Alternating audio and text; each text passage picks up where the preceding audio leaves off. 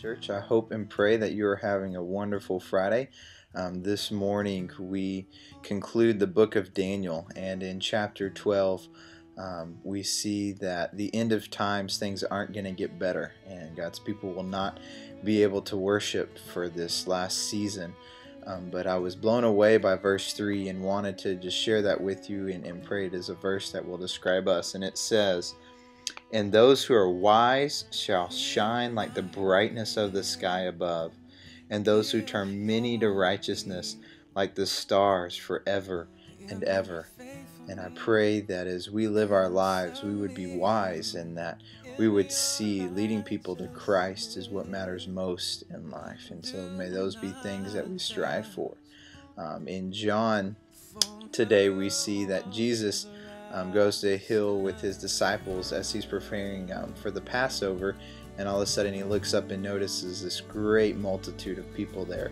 It says 5,000 men. There could be 15 to 20,000 people in front of him, and he has compassion knowing that they need to eat. And so he asks one of his disciples what they should do about it. How can they feed them? And he quickly responds that not even 8 months worth of wages could do that.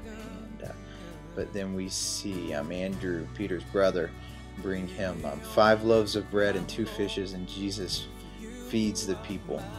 And so of course they want to crown him as king, and he knows that's not his purpose, and so he quietly slips away.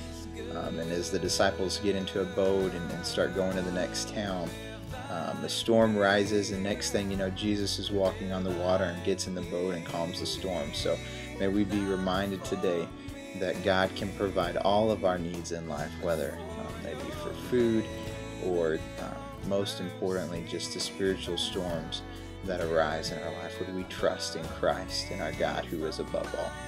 Have a wonderful weekend.